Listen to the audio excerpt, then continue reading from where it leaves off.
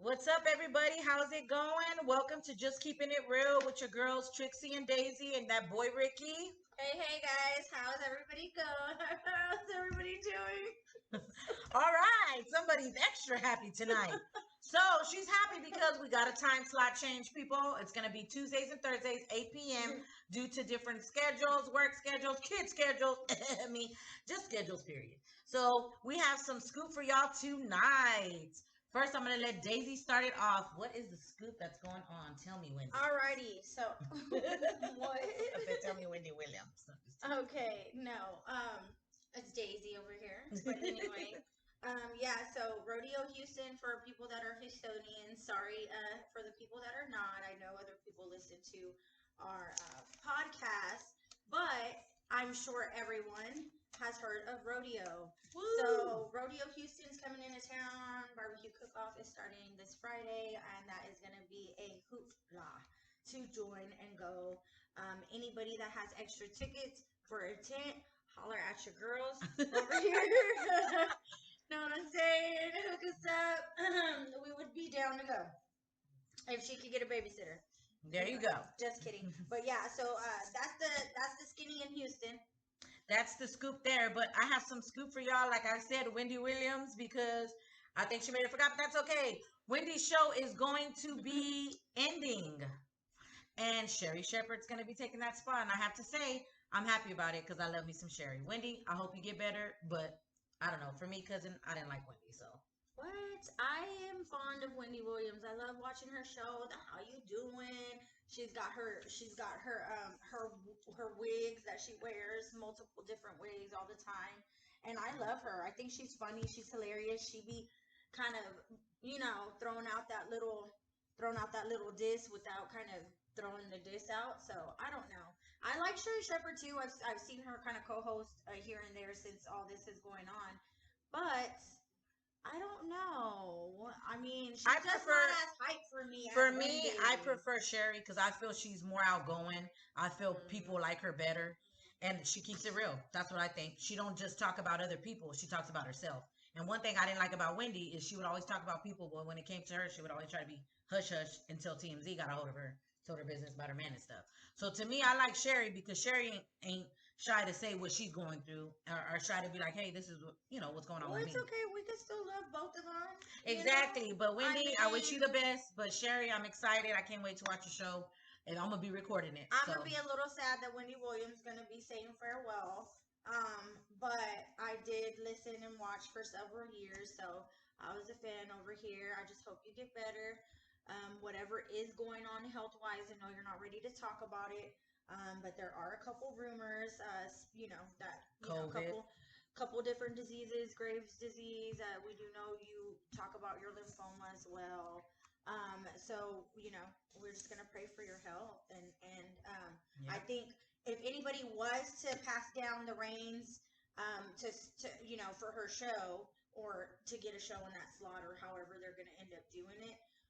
Definitely think that Sherry Shepherd was the way to go. I do love her. Or so. Bring Oprah back. I loved her in the view as well. She was always good. So bring Oprah back. No, just teasing. Oprah's already you done. Get a car. Get a car. She's made her money. She's done. She's not coming over here. I'm teasing. This is February 22 of 2022. If anybody knows, that is called angel numbers. Yes. And it's when there are repetitive numbers back to back. So I went ahead and took the liberty of looking it up for us today. 222 means it's a day of manifestation and energy. Ooh. So make sure that you're bringing that good energy, positive energy to people. Not you hear that, Rikki? Energy. You hear it. And also, guys, a day of manifestation. So just try and manifestate good things in your life, and I think as long as you believe, you can achieve.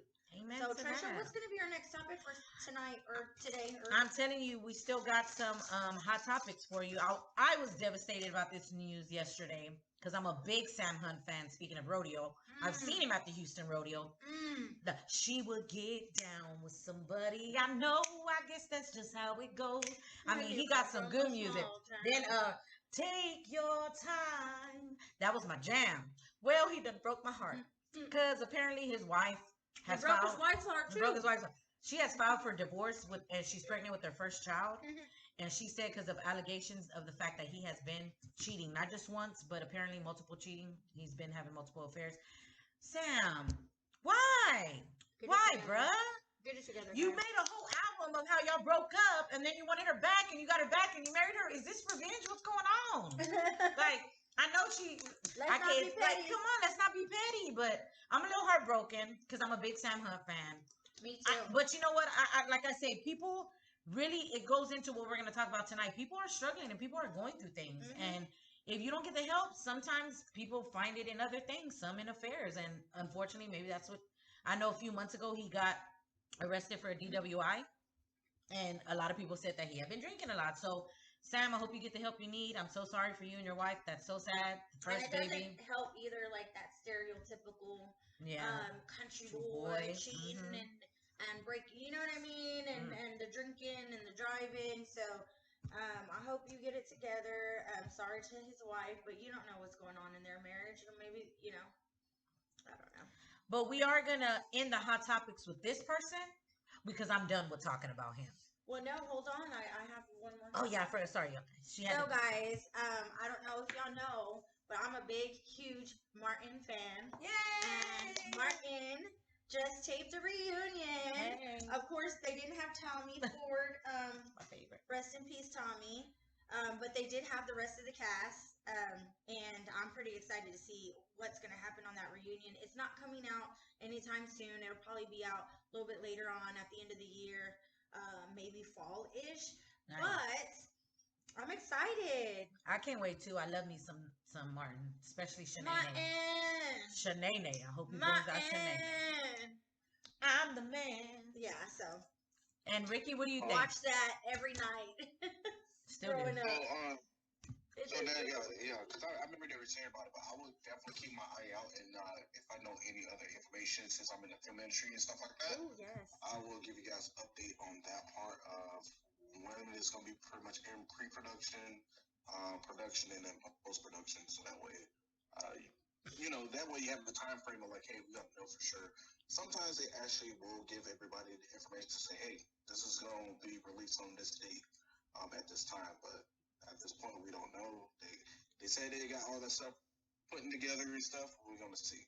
Well, we're looking forward to it. Well, thank you, Rikki, because we can't wait to see some Martin reunion, okay? Ooh, like you said, rest in peace, Tommy, man. He was my favorite character. I love me some Tommy. You ain't got no job, Tommy. Like, that's all I remember. What did he do? I don't know. Does anybody ever know what the Did you know what he did? Nobody knows. What did Tommy do? And let's not talk about Cole. Oh, Lord. Cole always lived with his damn mama. Till he was almost 45. Shanae across the street, her and Pam, and their infamous arguments. I mean. My favorite part is when Pam told her, mind your ugly business. What'd you say? I know you didn't. I mean, they ain't nobody like Martin. I'm sorry. Yeah. Nothing like that show, Martin. Stand-up comedy. Oh my gosh, hilarious! I got to see him a few years ago. Shout out to my bro Walter. We got to go see him together, and it was hilarious. Oh my gosh, we were laughing. Oh, I haven't seen him. We were with our significant others who we're no longer with, so we didn't have to bring those people up. But we had a good time, and so let me tell you guys, it was amazing. It was fun, and yeah, so we're excited about Martin. So Trisha. But we will end it hot topics with this because I ain't talking about this person. Who's the guy that you don't want to talk about? The guy that I'm done talking about because he's always in the freaking news. Kanye. Okay, 1 and 2 charge. Yeah. Fans $200 to listen to his album. Bruh, bye. I'm good. $200. $200. You know how people are struggling out here to listen to a second part of that? Yes. Rikki, I'm done. I'm done. He needs to stop. Period. Hey, that'd be hard to do anyway because you got to think about this. Everybody's now getting everything digital, so they're going through Amazon, all that kind of stuff, Amazon Music, Pandora, all that kind of stuff. They're not going to sit there and be like, oh, just because you make a lot of beats and you're a producer, you know how to do this. Oh, yeah, we'll make you go $200 a month for these guys. I'm not going to do that. You got to be practical. So I don't know how you're going to make that kind of money. Talking about you're going to charge people for Don number 2 for $200 an album. If it's gonna be $200 an hour, you might well just give me like basically my damn 4 CDs. On top of that, I need that shit autographed. I mean, straight autographed. A cup of gold. I need some gold nuggets. Okay. A cup of gold nuggets. I need me. Hey, look, all your old jewelry. Let me get one of them too. Like, nah, I'm not gonna be saying that dude just to listen to music. No. Exactly. So that's what I'm saying. We are not gonna talk about this man again. Because I'm over it. Well, I don't know, Trisha, if he pops up again. I mean, we just might have to talk about him again. But I do want to do a segment here that I want to add to our podcast because I think it would be so cool to add every week because we all love to watch TV and movie shows. Netflix, a movie to look out for, you guys, Dangerous Lies. That movie was really good. Dangerous Lies? Yes, Dangerous Lies. Ooh, I was surprised. It's about this young married couple who, I don't want to give too much away, but in the beginning, her husband and her, she's working, he goes, picks her up, some stuff goes down, and he, protects her, but he winds up looking for a job because he can't find one, and she's working for this older man who dies, and then it's like everything starts falling apart. It's a really, really good movie. It's with the girl from Riverdale. I've seen that. Yes. You just watched that? I just watched it. Last year. Yes, that's what I'm saying. Sleeper movies, that's one to watch, people. And a good show to watch, as we're both going to talk about right now, Love is Blind 2. Cousin. What? Love is Blind. I can't believe they're making me wait for this last wedding episode. I think he's going to say no. I would have told him. The very first wedding, the one that it ended. Yeah, Danielle and Nick. I think he's going to say no. Danielle and Nick. Yeah, Danielle and Nick. Well, I think Nick is annoying. First off, I think Danielle is annoying. No offense, I think Nick is gay. I think he's closeted. I think Daniela needs to sort out these fucking issues she's and I think Nick needs to come out of the closet. Like come on. It's okay to be gay. Live your life and be happy. Trisha. You don't have to be fake to be on a TV show, dude, and say you're 36 years old and single and haven't met the right woman because you're looking for a man is what you're looking for. We get it. Because let me tell you why. Because Rikki, he is always gossiping about every other couple. He is always in everybody's business. And then he told one of the guys. Well, have we not figured out that the men and the women are just as bad now? Oh, my gosh. Men are, y'all horrible, Rikki. Y'all just as bad as females. Y'all talking about females, but y'all just as bad. You know our family. All the boys talk in our family, girl. Every single one of them. We love y'all, though. Shout out to our family. Guys, but y'all friggin' talk worse than us. That's a queen.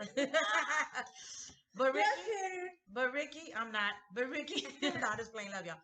But what do you think? You know it's true. What show or movie have you watched? Oh, the Texas Chainsaw, the new one. Pretty good. Pretty good. Okay. Yeah, I thought it was pretty good. Okay, for a Texas Chainsaw remake, I thought it was okay-ish.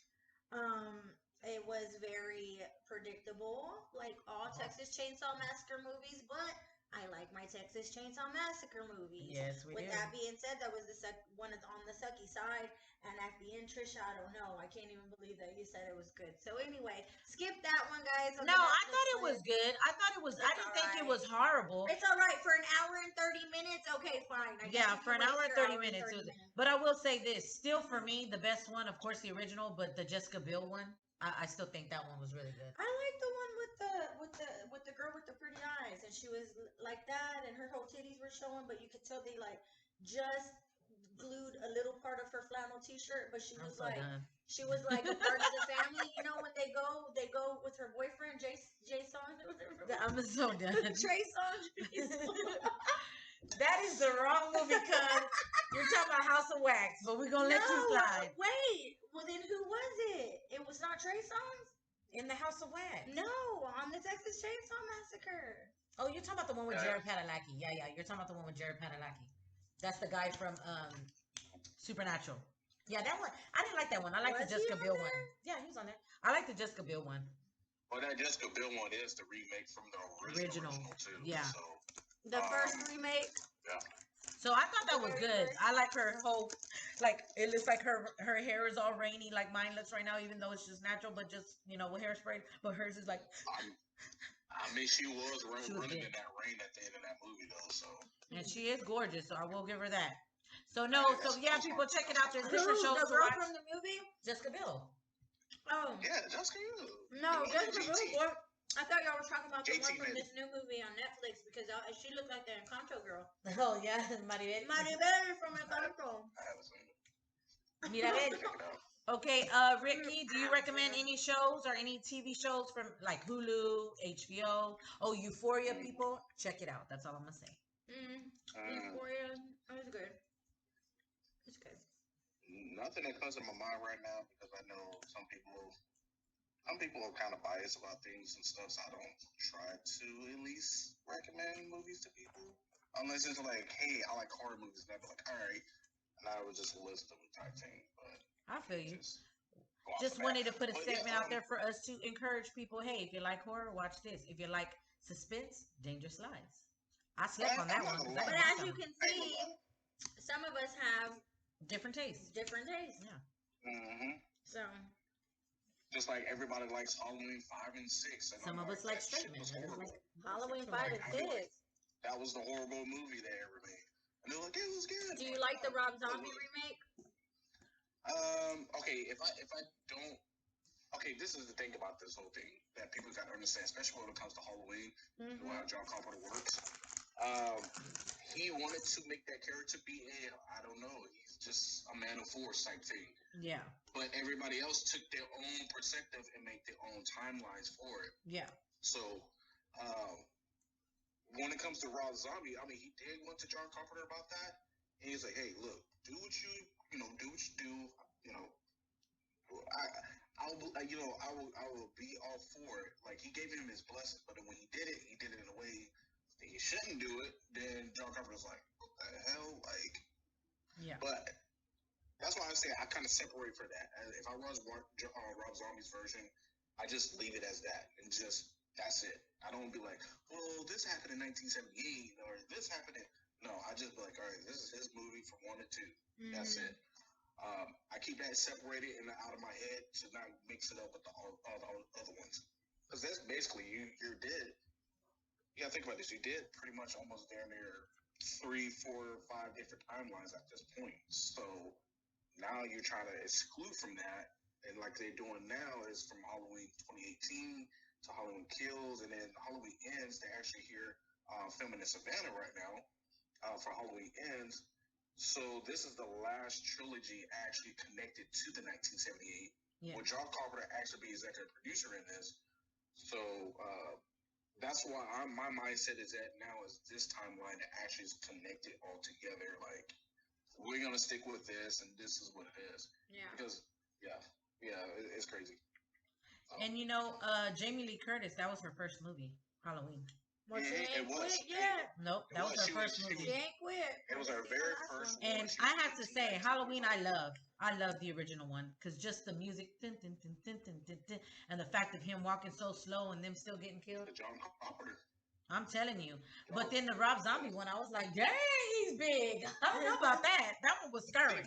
That one was scary. And that's the thing that's the thing about Rob Zombie's version because he got his Michael like 6 foot, 7 foot tall. Needless to say, the guy that played as Michael at that time period for that franchise, for that one, he was a former pro wrestler. Yeah. So like certain parts in the movie, they was like, all right, like number 2, when they go to the hospital scene and he takes the axe to the shack.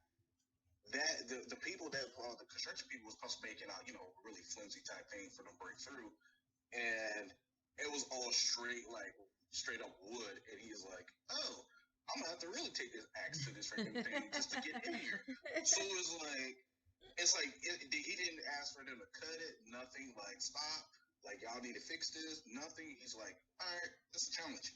Same thing with Darren Harris when she came back to reprise her. Well, she didn't reprise her role, but she played as Annie. That door that freaking she had closed on him. Yeah, that was actually a cherry wood door. That's why when he was hitting it, and that's when he came through, he stumbled because he was actually forcing himself. Oh, no shit. And I was like, the way he came in scene like vividly. Yeah, and it's funny that there's several movies like that. It makes it scary big time. But there's a bunch of movies like that where things have happened by accident or somebody improv. One of my favorite movies, Scrooge, in the scene where he slips and falls as he's leaving the restaurant, that wasn't supposed to happen. And he slips and falls. and he hit his head for real. And we laughed because we're like, that is hilarious. But they said during the making of it, that wasn't part of what was in the script. That he literally, because he threw the water, so when he was walking out, I thought you were Richard Pryor when he threw the water on the waiter. And then I guess the water was still right there by the door. So when he went, he like slips and falls, and they just kept it in the movie because it fit perfectly.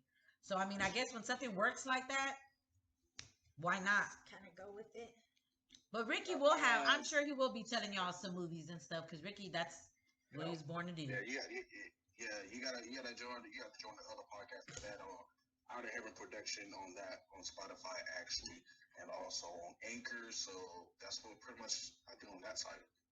Nice, and he can share about it with Trixie and Daisy on this podcast. Just keeping it real. Thank you. No, but tonight's topic that we wanted to talk about, that I think, just know that right now is tough times for everybody. A lot of people are struggling with, rather it's with finances, family, just, mentally, hardships and hard times. And everybody deals with it differently. Everybody believes differently. I know for myself, what helps me is my faith in God and prayer for me. That's what helps me. Working out is what helps me, but everyone's different. Daisy? Yeah, I mean, for me, it's reading. I like to read different books about different things. Knowledge is power, guys. Also, I like jogging, being outdoors, something that's active, something that. But me, I'm always been like an earth sign, so I do like nature. Sitting outside and just taking a deep breath with some nice weather is satisfaction enough for me. Yeah, taking walks too. That's something I love to do. Like just walking at the park, walking on the track, or running on a track or at a park, like she said. Like that's always good to do. But everybody's different. Some people, like to watch movies. Some like to watch comedies. Some like to listen to messages, or watch different speakers, rather it be motivational speakers or just learning about something online. Rikki, what helps you when you seem to go through hardships? I, oh, for me, it's very different. Sometimes I have to do a lot of workouts, or I kind of keep myself more occupied in a sense where I'm not too much thinking about it. But if it's something I can fix, I would just want to I push forward and try to get it done. That's just how you got to do it. On some of these situations, like, hey, I can't fix this, then you need to find out another outlet to kind of take your mind off of that. But if you can't fix it, like I said, just push forward and stuff and try to get it done.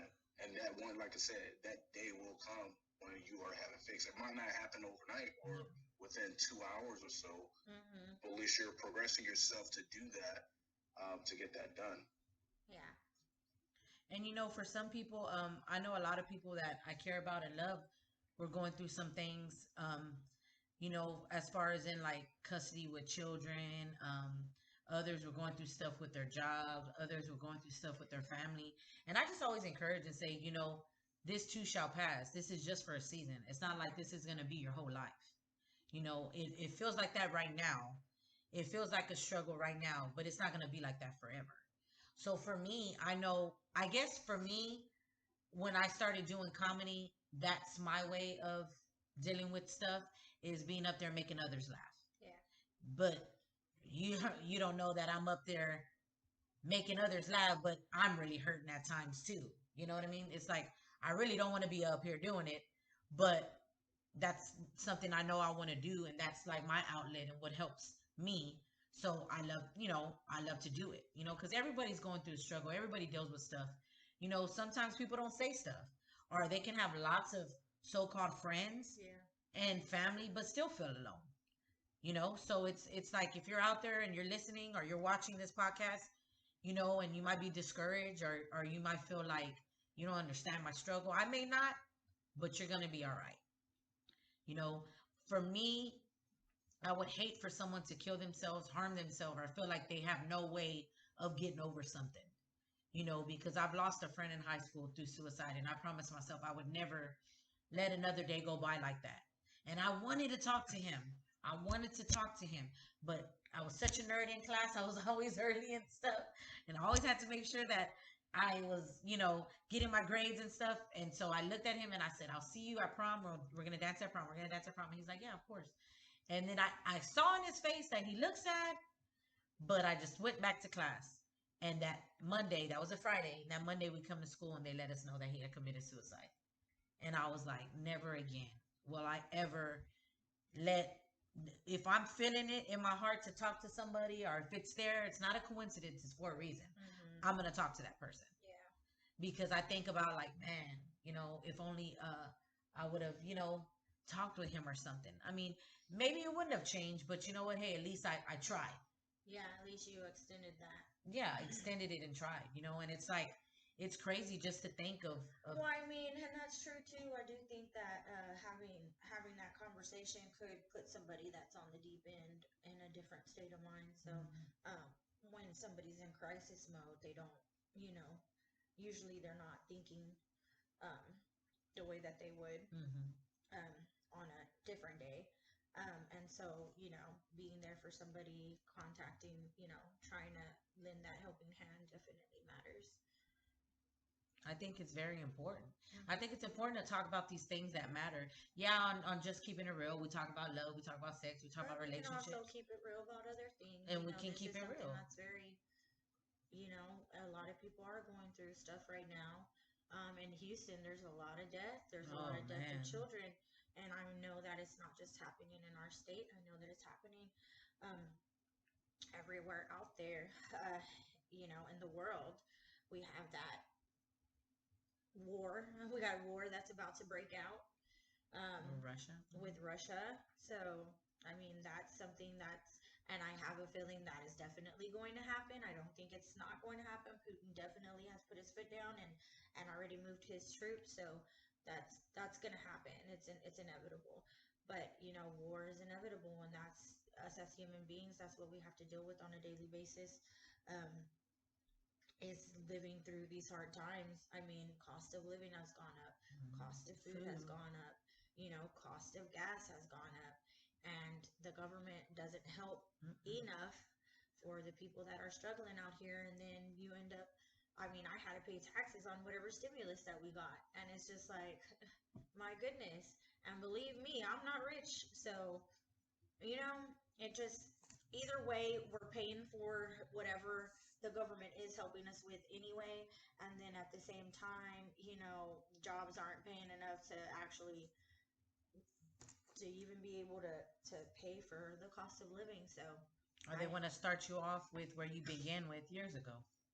I mean, it's crazy. It's like, and people do it because you have to make a living. You have to provide, as me as a single mother, for your kids, and her for herself as a single woman, and Rikki for himself and his kids. So it's like, I wanted to do this kind of episode because it's good for people to know that there's a safe place if they feel like, sometimes you feel like you're the only one, because it does feel like that sometimes. It's like, man, I'm the only one, like nothing's going right, Or you just may not want to talk to anybody about what you're struggling with. Or what you're thinking. I mean, and it could be with anything, financially, mentally, emotionally. I mean, like I said on here, we just keep it real. When we share and we talk from our points of view. And I don't mind sharing about... And it's not always going to be everybody's point of view, but... I mean, there's three of us here. You might relate to somebody, one of us. You might relate to one of us. You might relate to all of us. Hey. But I will say 2.5 years ago, when it was 2019.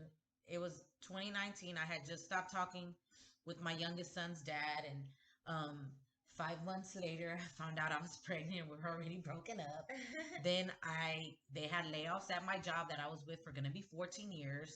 Then it was like one thing after another. Then the pandemic happened. And that's usually how it happens. Yeah, right? it was just like, oh my gosh, and I was like, what else can happen? Like it was just like one thing after another. And I remember thinking, and then I'll honestly share, I remember thinking, like, I can't do this. I can't take this. I cannot deal with this. This is too much. I'm gonna lose it. I feel like I can't do this. And I remember a friend of mine asked me to watch her house, and I went and I watched her house. And it was 2 a.m. and my youngest son, my older kids were with their dad. My youngest son couldn't sleep, and I was 6 months pregnant.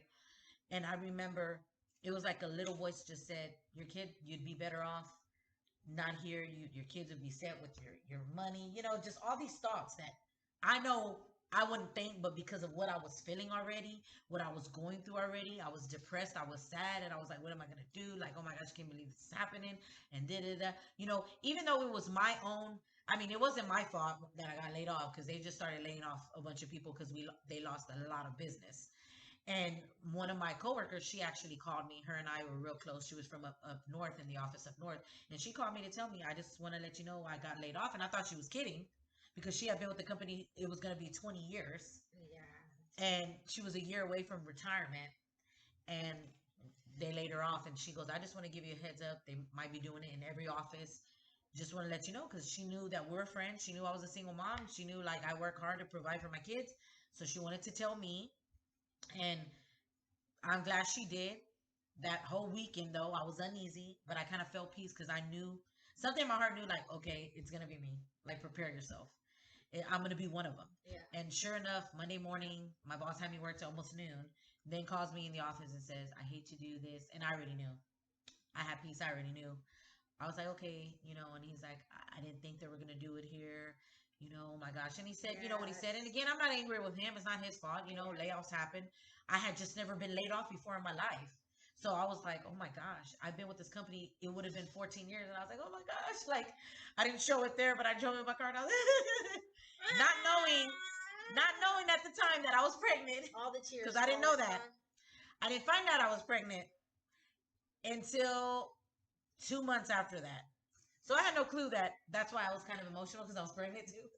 Oh, go to the doctor and find out I'm 5 months. So I'm like, the hell? Then 2 months later, a pandemic happens. They start shutting the whole city down. Yeah. And they said it started in New Orleans. And guess what? Me and my kids had just went to New Orleans that week. They said it was bad. And I was pregnant. And so my doctor's like, this virus is so new. We don't know how it's going to affect pregnant women. It's best you stay home. So I feel like everything happens for a reason. Yeah, you know, if I was working, I would have been in the office. I wouldn't have stayed home. But I had gotten laid off, just found out I was pregnant. A pandemic happened. I was like, I can't do this. This is too much. Then those thoughts were like, you should just, you know, your kids are better off. They'll be set. You'll be paid. You know, your life insurance. It was crazy thoughts. You know, as you're struggling at that moment, 2:00 in the morning, can't sleep. And I remember a good friend of mine, shout out to Chris Morrison, who's been one of my closest friends since we're in high school. Well, since I was his leader in church. But anyway, Chris reached out to me. I was on his heart. Did you have and a I called fellowship? him. No, not like that. Like not that kind of fellowship. Like it were strictly just a friend, like a little brother. And he reached out and called me and checked on me that I was on his heart. Stayed up with me, talking with me till like 3:30, praying with me, encouraging me, telling me his story, and it just felt like a burden had been lifted. And then once that was done, the next day, I, for myself, did what I needed to do to get out of that rut, to get out of that mindset, to get out, because I was depressed for a good almost 8 months and no one knew. It was just me and God who knew. Like, I mean, if I would have killed myself, she would have never known why. Nobody would have. They just would have all been like, wait, what? No, not Trixie. Like, what? We didn't even know she was going through anything. Because people sometimes hide stuff because it's not that they're ashamed or embarrassed. They just feel weak. And at that moment, just are like, feel alone. Like, you can be in a room with 100 people, but you still feel alone. Mm-hmm. That's how I was feeling at that moment. And him reaching out to me, encouraging me, praying with me, really helped me. And then now look, I'm doing great. My kids are blessed. I'm blessed financially. God opened doors and he's still opening doors. So like things may have not looked at that moment like they were going to be good, but I knew that was just going to be for a season. And even if it was for a longer season than I wanted, that's okay. Because like I said, what works for me is in my faith, believing that he will make a way. And I'm appreciative and thankful for Chris, because had it not been for Chris, I wouldn't be here. So for that, I'm thankful. I don't know about y'all, if y'all have anything to share like that, but I know that helped me. Yeah. Rikki? So that, like you said about getting laid off and stuff like that, I had to happen to me in 2009. After I just had my son, like legit, like work construction. You know how construction job is. We work 410s. Worked, got off work, and then she was my wife at the time. Her water broke. I was at the hospital the following day, like all day and stuff. Finally had our kid, and I was like, hey, like not gonna be in and stuff. Like I call like 6:30 in the morning, and I go in the next day, work our shift and stuff, and then it's like, hey, I need everybody coming to the office. This is like 6 p.m. too, and he's like, only everybody else, I'm only keeping 3. Damn. So I was just like, what the hell? Like, I just got a newborn kid. Like, you know what I'm saying? So I was just like, pissed the fuck off. So I was like, fuck, bro. I was like, I'm going to have to just get a different job and stuff because construction is not cutting it right now. Yeah. Because you got to think about it. 2008, 2009, economy was so bad that you talking about gas was like $5 a gallon. Damn, we got to the point where now if you need to get gas, because at that time period, everybody was stealing gas for their vehicle.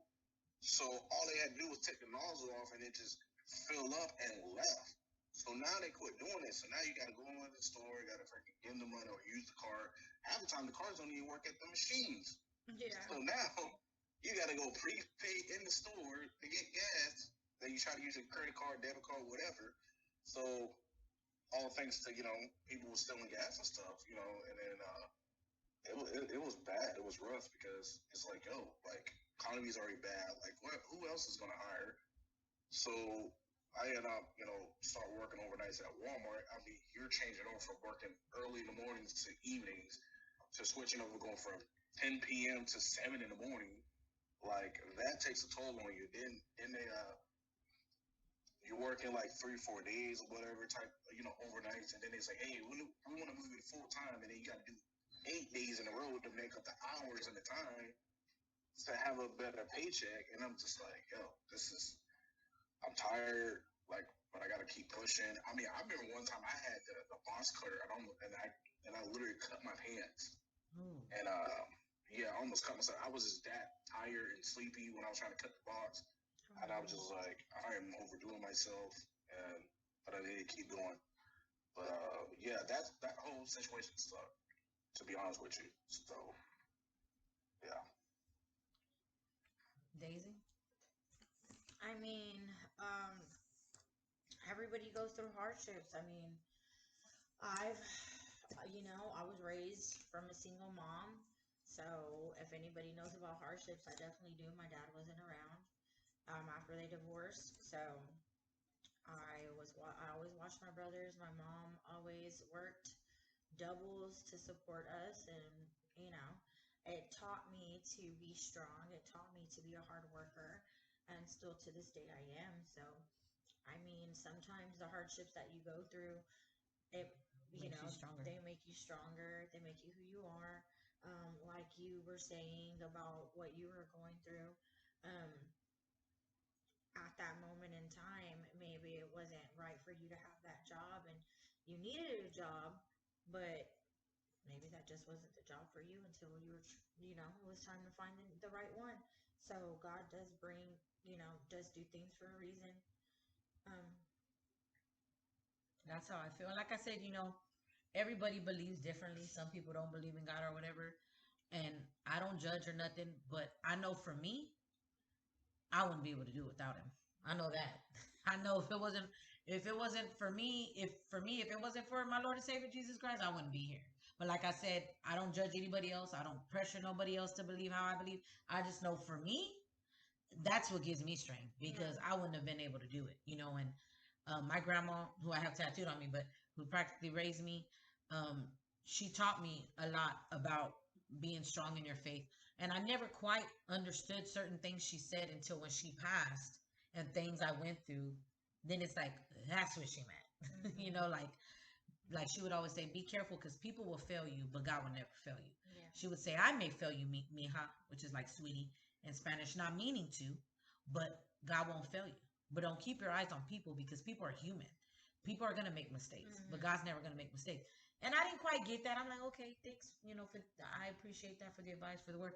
And I didn't quite get that until when I was getting divorced. You know what I mean?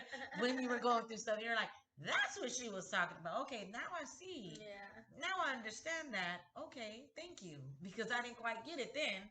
like I do now. Yeah. You know, my 37-year-old self now, my 24-year-old self wouldn't understand. You know, so it's like, of course. I mean, especially with age, we get wiser.